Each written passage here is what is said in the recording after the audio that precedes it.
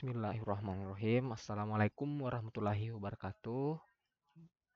Hmm, Bagaimana kabarnya adik-adik? Tetap jaga kesehatan, makan makanan yang sehat, karena di masa pandemi ini kita harus tetap menjaga kesehatan supaya kita bisa tetap optimal dalam menerima pembelajaran dan juga untuk meredam penyebaran virus corona ya. Baik, pada kesempatan kali ini ini kan pertemuan pertama, jadi kita akan membahas terlebih dahulu konsep dasar dari mata pelajaran ini sendiri, yaitu konsep dasar simulasi dan komunikasi digital. Sebelumnya, perkenalkan, nama saya Iksan Kadri. Saya dari Universitas Negeri Makassar, Pendidikan Teknik Informatika dan Komputer angkatan 2019. Em, Kenapa saya mengajar kepada adik-adik? Karena saya mengikuti program asistensi mengajar di mana di dalam program itu kita turun untuk mengajar kepada SMK-SMK gitu, menurunkan ilmu kita, mentransfer ilmu kita gitu. Nah, untuk kontak lebih lanjutnya silahkan kontak saya di Instagram yaitu @iksankadri dan ini adalah email saya ya, email pribadi saya. Adik-adik bisa drop apapun di email saya, insya Allah saya akan balas gitu.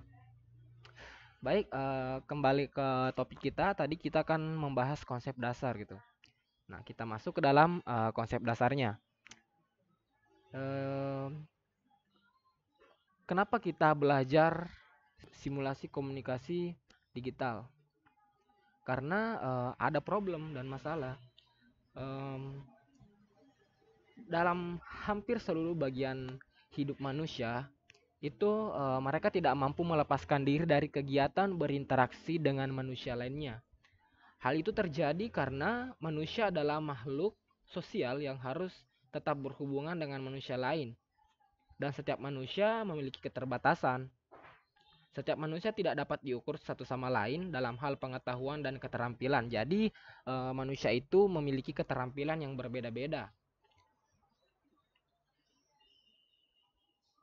Dalam tata kehidupan manusia, masing-masing selalu berusaha mengisi kerja dengan orang lain menggunakan pengetahuan dan keterampilannya. Nah, kan tadi ada beberapa pengetahuan dan keterampilannya. Nah, itu mereka saling bekerja sama untuk menyelesaikan sebuah tujuan. Poin kedua, manusia selalu memiliki masalah dalam setiap bagian hidupnya karena keterbatasannya. Nah, karena keterbatasan ini muncul ada kelebihan-kelebihan tertentu untuk mengatasi keterbatasan ini, saling mengisi keterbatasan ini. Nah, kelebihan seseorang yang dapat menyelesaikan kekurangan orang lain ini akan menjadi mengisi kekosongan dari keterbatasan tersebut. Tujuan akhir dari upaya mencari pengetahuan dan melatih keterampilan serta menyelesaikan masalah adalah mencapai kehidupan yang baik bagi dirinya sendiri dan bagi diri orang lain. Jadi setiap manusia itu belajar untuk diri sendiri dan untuk bermanfaat juga bagi orang lain gitu. Selanjutnya manusia itu selalu ingin tahu untuk mendapatkan solusi. Nah, kenapa manusia itu selalu dipenuhi problem atau masalah? Karena manusia itu memiliki banyak keingintahuan. Manusia itu kepo gitu. Manusia itu kepo, maka dari kekepoannya itu muncul masalah-masalah, muncul problem-problem yang sebelumnya mungkin dia tidak kepikiran, tapi karena dia selalu ingin tahu, dia selalu menggali terus-menerus, karena keingintahuannya inilah yang menjadi dasar untuk berpikir sehingga menemukan sebuah permasalahan yang akan diselesaikan.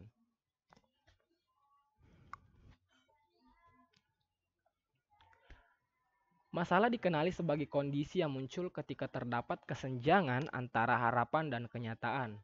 Nah, biasa itu ada kata-kata ketika ekspektasi tidak sejalan dengan realita. Nah, itu adalah sebuah masalah ketika hal yang kita bayangkan, ketika hal yang kita impi-impikan itu tidak sejalan dengan realitasnya.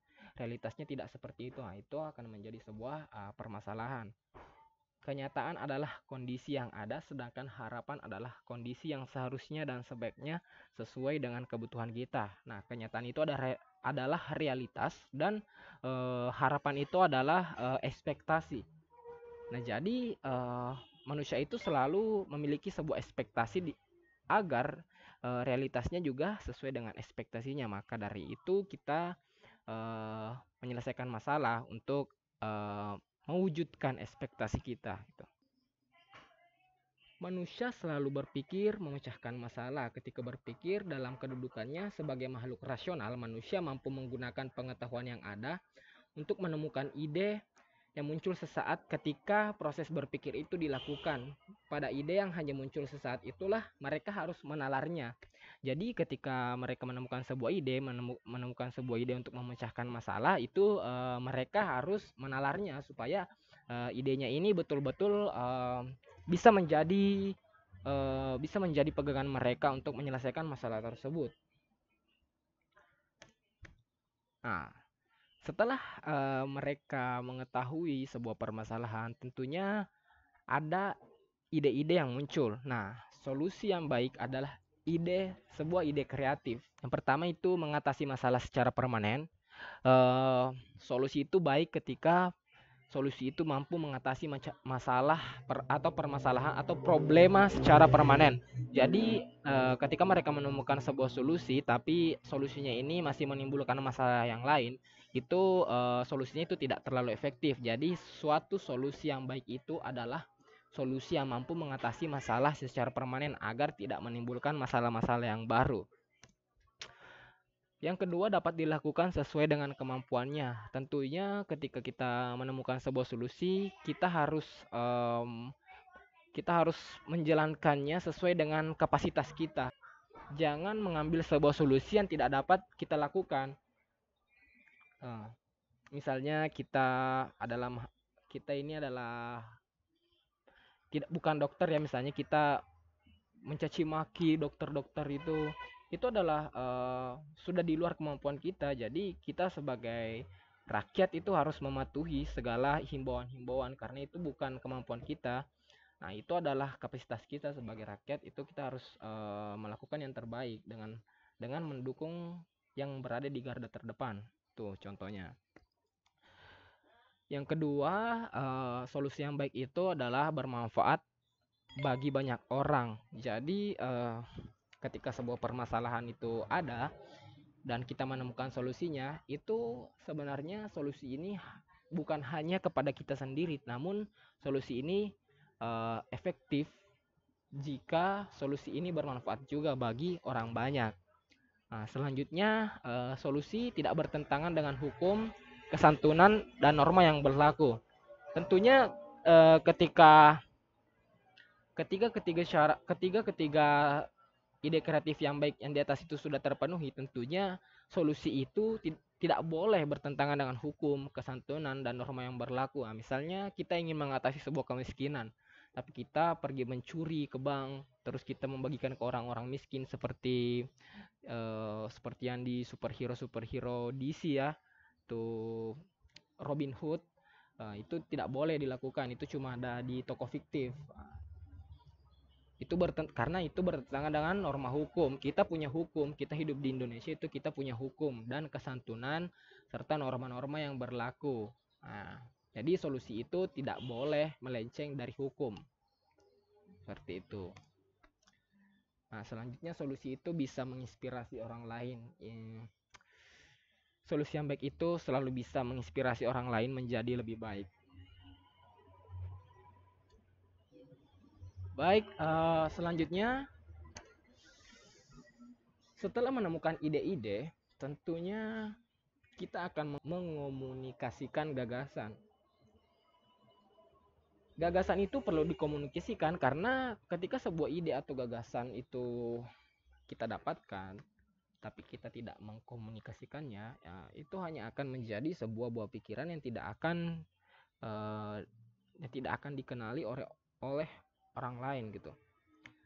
Nah, menurut Ki Hajar Dewantara ada 4 tahap proses kreatif. Yang pertama itu kita harus mengamati. Nah, misalnya kita ingin membuat sesuatu yang kreatif, tentunya kita itu harus selalu mengamati apa yang ada di sekitar kita. Kreatif itu bukan ujuk-ujuk muncul di kepala kita, kemudian kita membuatnya itu bukanlah sebuah proses kreatif. Yang pertama harus kita lakukan itu adalah mengamati. Yang kedua, kita meniru. Nah, secara fundamental, secara konsep dasarnya, kita melihat sebuah produk yang berhasil, kita harus meniru sisi-sisi dari fundamentalnya, misalnya dasar-dasarnya gitu. Misalnya dalam sebuah aplikasi itu kita meniru secara fundamentalnya, misalnya elemen-elemen yang membuat aplikasi itu berhasil. Yang ketiga ada namanya modifikasi. Modifikasi itu adalah membuat terobosan dari hal yang sudah kita tiru tadi. Jadi setelah kita meniru secara fundamental, tentunya kita membuat sebuah terobosan atau memodifikasi hasil tiruan tadi menjadi hal yang baru gitu, menjadi hal yang lebih baik lagi. Nah, setelah dimodifikasi tentunya kita sudah membuat sebuah produk baru. Nah, itu adalah proses-proses kreatif. Kita harus sering-sering mengamati, kita harus sering-sering meniru. Kita meniru secara fundamental, bukan secara keseluruhannya, namun sisi-sisi fundamentalnya yang kita tiru. Nah, setelah kita menirunya, kita memodifikasinya menjadi sebuah hal-hal yang baru. Setelah kita modifikasi, tentunya itu sudah menjadi produk yang baru.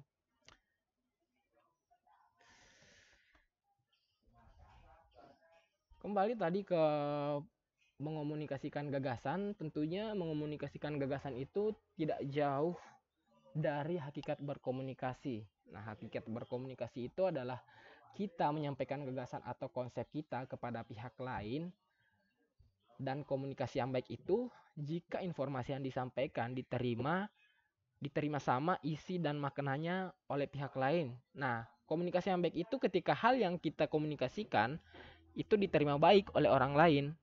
Nah, komunikasi itu gagal ketika hal yang kita bicarakan malah diterima yang lain pula, ditangkap yang lain pula. Itu biasa namanya miskomunikasi. Nah, terdapat berbagai cara berkomunikasi untuk mencapai komunikasi yang baik. Misalnya kita berkomunikasi melalui perangkat digital. Nah, inilah kita kenapa mempelajari simulasi komunikasi digital. Karena perangkat digital itu memungkinkan seseorang mencari alternatif solusi atas permasalahan yang dihadapinya. Nah, melalui perangkat digital, seseorang itu bisa mencari alternatif solution atas permasalahan yang sedang dihadapinya sekarang ini. Yang kedua, seorang bisa mencari mitra kolaborasi untuk memodifikasi atau membuat produk baru atau layanan kerja baru. Nah, tadi kan ada itu tahap-tahap proses kreatif, ada yang memodifikasi. Nah, melalui perangkat digital, seseorang itu bisa mencari mitra kolaborasi untuk memodifikasi atau membuat sebuah produk baru atau sebuah rekan kerja baru, lingkungan baru untuk menemukan inovasi-inovasi terbaru gitu. Yang ketiga, perangkat digital memungkinkan seseorang mengomunikasikan hasil kerja berupa produk atau layanan kerja kepada orang lain, atau bahkan melalui transaksi dan negosiasi. Nah, perangkat digital itu memudahkan seseorang dalam menyalurkan hasil kerjanya, menyalurkan portofolionya, bisa melalui sosial media, bisa melalui platform-platform untuk mengomunikasikan hasil kerja yang berupa produk atau layanan kerja kepada orang lain gitu.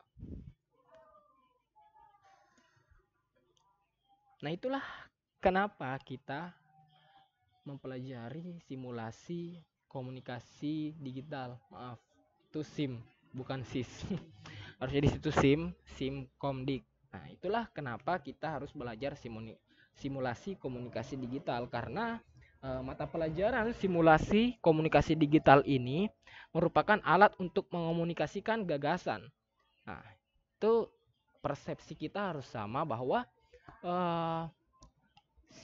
SIMKOMDIK ini digunakan oleh siswa untuk mengomunikasikan gagasannya melalui presentasi digital. Nah, presentasi digital itu seperti yang kakak lakukan sekarang. Kakak membuatkan sebuah presentation untuk kalian. Nah, di dalam fungsinya itu sebagai alat, mata pelajaran ini memberikan keterampilan penugasan alat bagi siswa agar mereka mampu mengetahui dan dan menggunakan perangkat tersebut ketika diperlukan. Sebagai alat, mata pelajaran ini memberikan banyak keterampilan penggunaan alat yang mungkin diperlukan. Bagi siswa kreatif, penggunaan beberapa alat saja akan menghasilkan banyak karya yang beragam. Nah, bayangkan ketika saya percaya kalian ini adalah siswa kreatif, ketika kalian menggunakan tools-tools yang masih sedikit, itu bisa saja menghasilkan banyak karya beragam. Bagaimana kalau kita mengeksplor secara lebih dalam mata pelajaran ini gitu. Sasaran akhir dari Simkomdik ini untuk mengomunikasikan gagasan dengan benar. Yang pertama itu, kenapa kita belajar Simkomdik ini? Agar kita dapat mengomunikasikan gagasan kita ini dengan benar. Yang kedua, kita mampu mengomunikasikan gagasan kita secara baik, secara indah, secara elegan gitu. Jadi, itulah kenapa kita harus belajar tentang Simkomdik. Itulah konsep dasar mengenai Simkomdik. Itulah kenapa setiap jurusan di SMK belajar Simkomdik.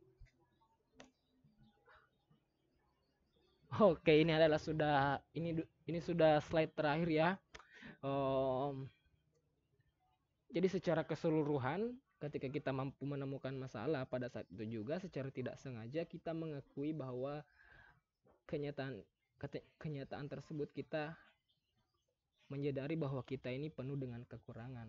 Nah, dari kekurangan tersebut kita harus menemukan sebuah solution, sebuah ide, sebuah gagasan.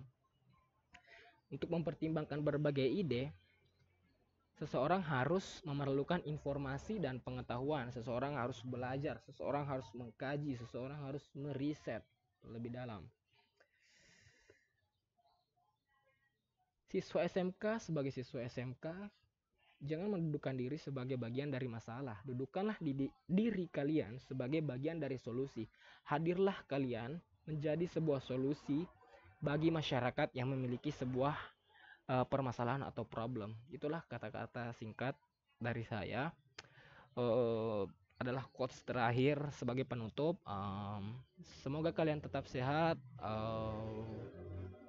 jaga kesehatan, makan makanan bergizi, makan vitamin, jauhi kerumunan, tetap patuhi protokol kesehatan kalau keluar.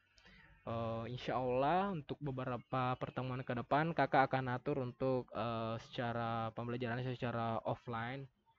Untuk itu, akhir kata, kalau di dalam presentasi tadi ada kakak ada salah-salah kata, mohon maaf. Wabillahi taufiq wal hidayah. Wassalamualaikum warahmatullahi wabarakatuh.